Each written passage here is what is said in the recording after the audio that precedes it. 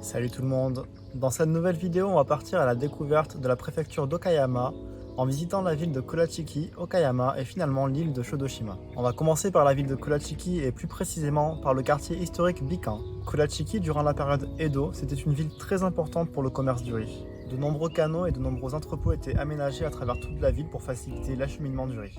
Le quartier historique Bikan, c'est une parcelle de cette ville qui date de la période Edo qui a été préservée jusqu'à nos jours. Vous pourrez donc durant une journée effectuer un voyage dans un Japon d'une autre époque.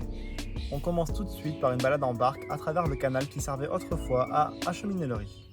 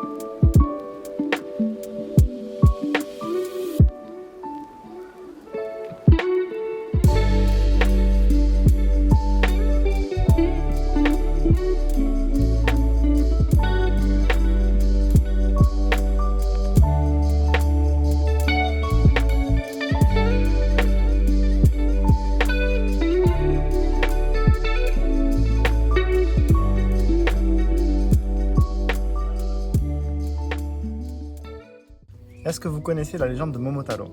Momotaro, c'est un petit garçon qui est né d'une pêche géante et qui entreprend, accompagné d'un chien, d'un singe et d'un faisan, d'aller chasser les démons sur l'île de Onishima.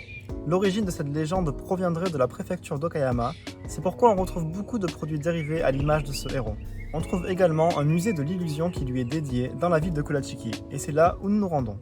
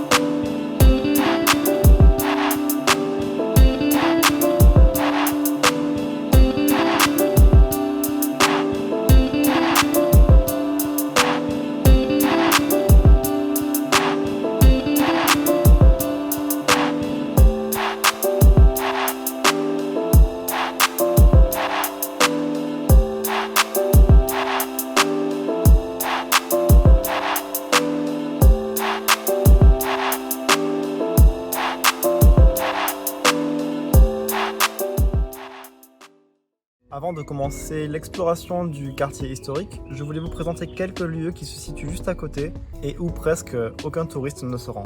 Si jamais entre deux visites vous voulez un peu de calme ou de nature.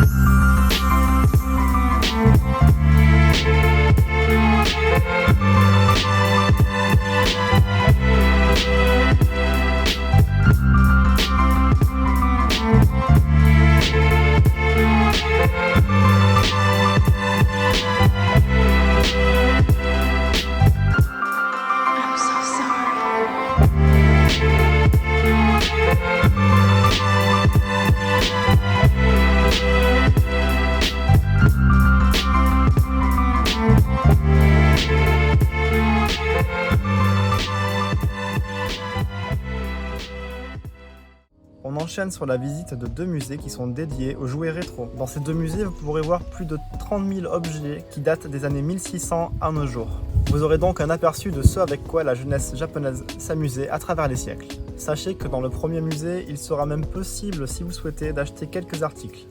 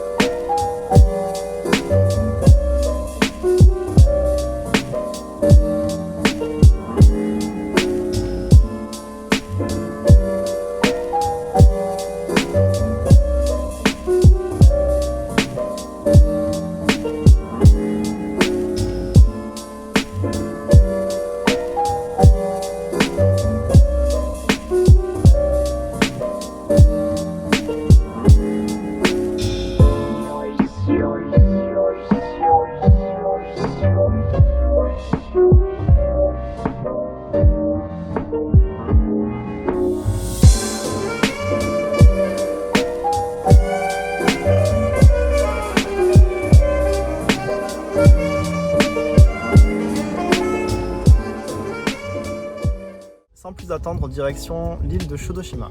Shodoshima est une île très riche culturellement, réputée pour ses olives, la sauce shoyu, ses panoramas et bien d'autres choses que je n'aurai pas le temps d'aborder dans cette vidéo, mais je vais essayer de vous proposer un itinéraire réalisable en une journée. Il y a des bus qui traversent toute l'île, mais si vous voulez avoir le temps de tout visiter et si vous voulez être libre de vos mouvements, je vous recommande tout de même de louer une voiture.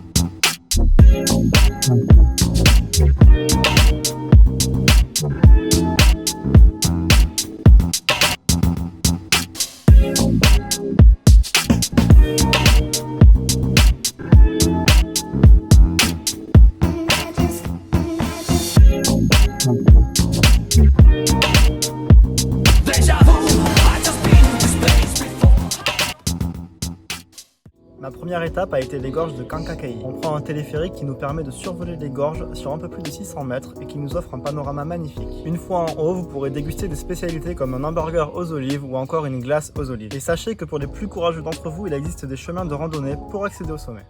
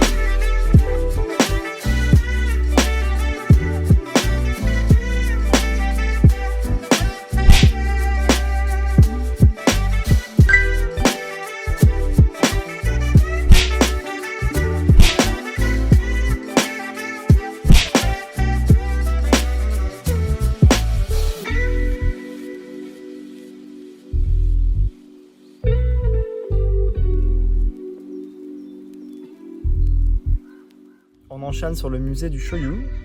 Dans ce musée, vous apprendrez le processus de fabrication traditionnel et moderne de la sauce soja.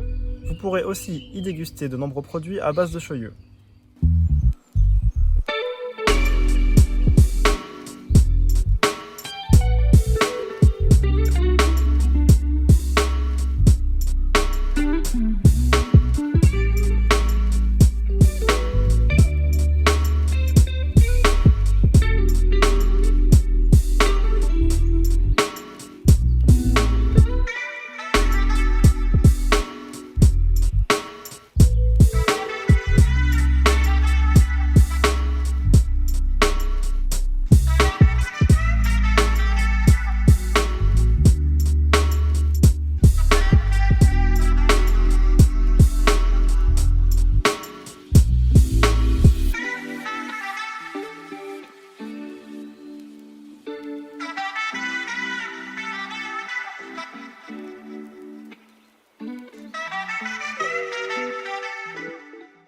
Juste à côté se trouve un village un peu particulier, qui est une reproduction d'un village qui date de la période Showa. Il a été spécialement reconstitué en 1987 pour le remake d'un film intitulé Les 24 prunelles. C'est un film orienté anti-guerre, dans lequel on suit le quotidien d'une institutrice et de ses 12 élèves. Ce film se focalise plutôt sur les conséquences indirectes de la guerre, comme la pauvreté qu'elle engendre, les rêves des enfants brisés ou encore des morts causées indirectement. La plupart des bâtiments de ce village sont visitables ou ont été reconvertis en restaurants et en boutiques. Encore une fois, c'est une très bonne immersion dans un Japon d'une autre époque. Sur le chemin qui mène à ce village, vous pourrez aussi visiter l'école qui a servi au film original et qui, elle, pour le coup, était une véritable école encore en usage jusqu'en 1971. Si vous avez la curiosité de regarder ce film avant de vous y rendre, je pense que votre expérience n'en sera que plus touchante et mémorable.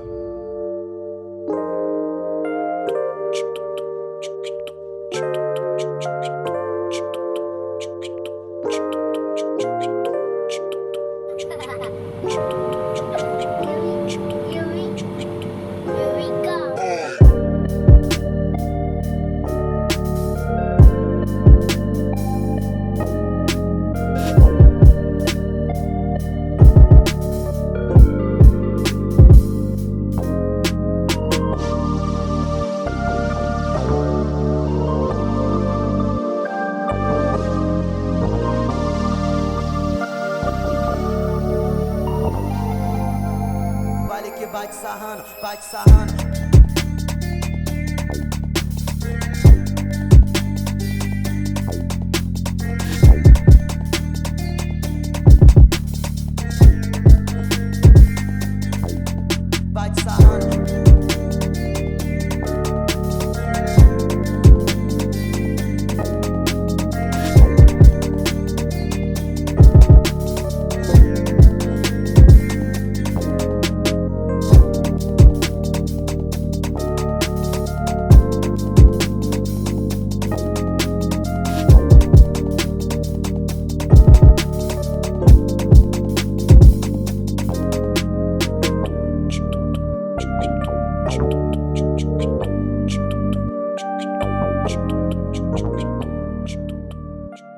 On termine la visite de Shodoshima en passant par Angel Road. C'est un petit îlot qui est accessible grâce à un chemin de sable qui se révèle à marée basse. Ce lieu est très populaire pour les couples car on raconte que si on le traverse ensemble, notre relation sera heureuse et nos vœux exaucés.